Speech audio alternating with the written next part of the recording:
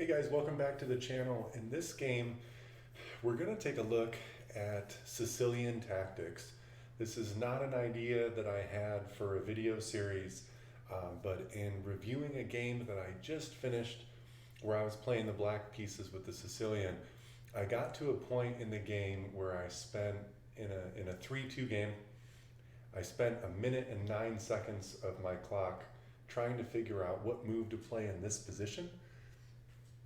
Luckily for me, after I did that, my opponent spent 1 minute and 42 seconds trying to figure out how to respond to it, which I thought was a surprise because I thought the move that I played was easy for him to find a response to, but I couldn't find another move that I thought was going to be good. So you can go ahead and pause the video in this position, maybe take 30 seconds or a minute, try to figure out what you would play as black. Okay, so you had a chance to pause. This game is roughly equal in this position, and in this position, I played the move e5. And e5, while not terrible, does give back to white the opening advantage that white starts with, just by virtue of getting to go first and having the white pieces. What's not great about this either is that white's, what I think, obvious move here, which is to just play f takes e5 and then d takes e5 and jump the knight into f5, is not a particularly difficult sequence to find for him. So that is one of the problems of me taking a minute on that move. On the flip side, it's also not the best move. What's actually the best move is a little bit tricky to find, but I feel if we're going to play the Sicilian and we want to be able, we're aspiring to play the Sicilian at a 1700 level or an 1800 level or a 2000 level, we have to be able to see some of these ideas. So one hint that I'll give you for finding the best move here is it revolves around the fact that black's dark squared bishop is undefended, and we have a little battery facing against it. If our knight were to just be out of the way and it were our move, we could simply take that dark squared bishop. And so the continuation here is actually the best move for black to maintain a slight advantage is knight takes e4. Reason being, regardless of how white were to recapture that piece, we can take the bishop. So as you might guess, black taking our bishop first is his best response and the only thing that enables him to try to fight for equality here. So our queen is under attack. If we're just going to take this bishop back and then he takes our knight, we're simply down 2 pawns. So we have to continue. We have to see in this position that after we take his knight on c3, we're now attacking his queen as well. And usually it's a better idea for you to attack your opponent's queen before your opponent attacks your queen, and in a trading sequence to take his queen before he takes yours.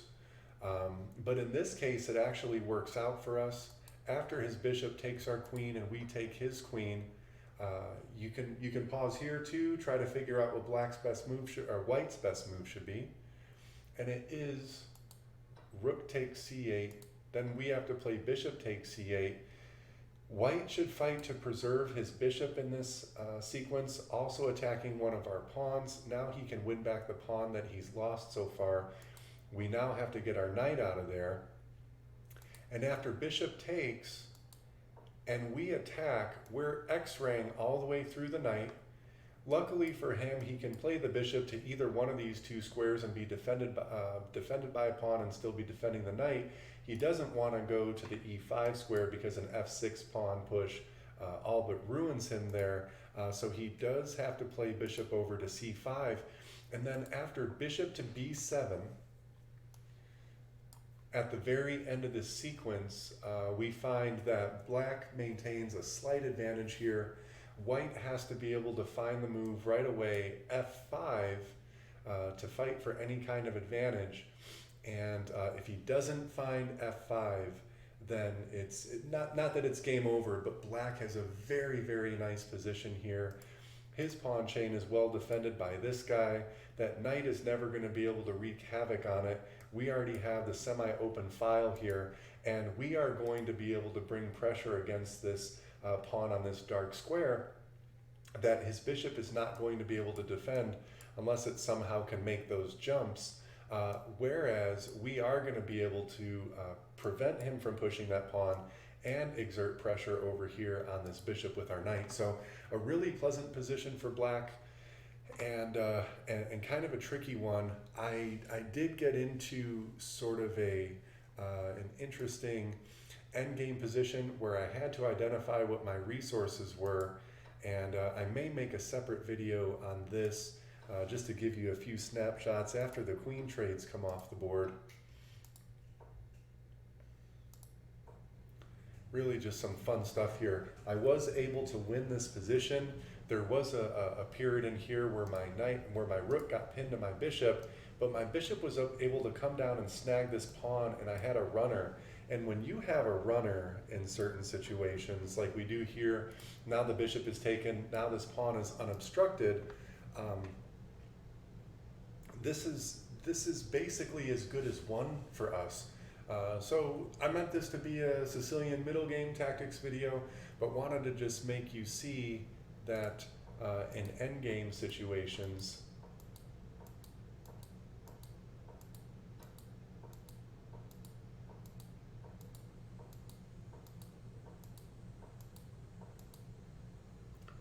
that a passed pawn is worth so much, and we're likely to go ahead and get the victory here. So hope you guys found this video useful.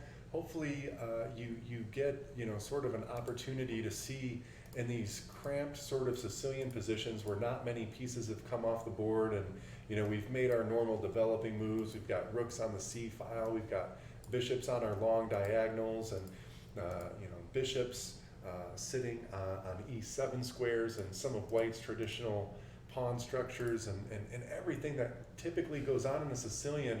What some of these tactics are that we can have in mind if we can just start looking through these sequences a little bit. Not that you have to be able to see all the way through until we get to this continuation here and see that this is better for you, but just seeing that this is an option and that we don't necessarily have to play a move like E5. Now again, E5 is not terrible. It doesn't get us blown off the board or anything, but it took a game that was either equal or a slight advantage for black due to his loose bishop, and he also has a loose knight here that's completely undefended. A slight advantage for us that handed the advantage back over to white. So hope you guys found this one useful, and you get some ideas for some ideas to do in the Sicilian for white or for black, and we'll catch you on the next one.